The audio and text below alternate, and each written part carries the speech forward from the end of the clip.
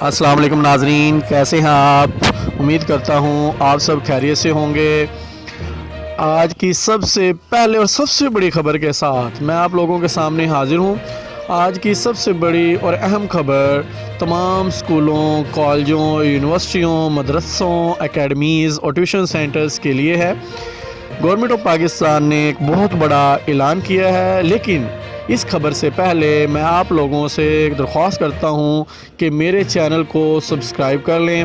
اگر آپ لوگوں نے میرا چینل سبسکرائب کیا ہوا ہے تو میری ویڈیوز کو لائک ضرور کر دیں تاکہ میری حوصلہ افزائی ہوتی رہے اور میں مزید اچھی خبریں اور اچھی ویڈیوز کے ساتھ آپ لوگوں کے سامنے حاضر ہوتا رہوں۔ اور میری یہ بھی درخواست ہے کہ بیل کا بٹن ضرور دبا دیں کہ تمام آنے والی نئی خبر، نئی ویڈیوز آپ لوگوں تک پہنچتی رہیں۔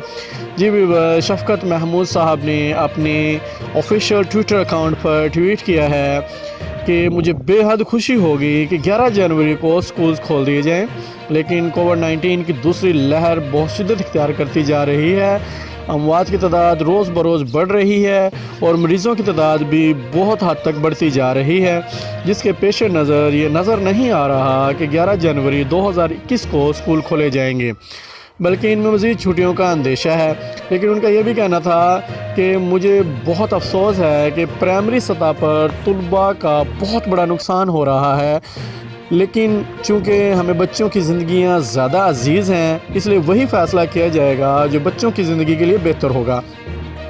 ان کا مزید کہنا تھا کہ 4 جنوری 2021 کو تمام ایجوکیشن منسٹرز کے ساتھ ایک میٹنگ ہونے جا رہی ہے۔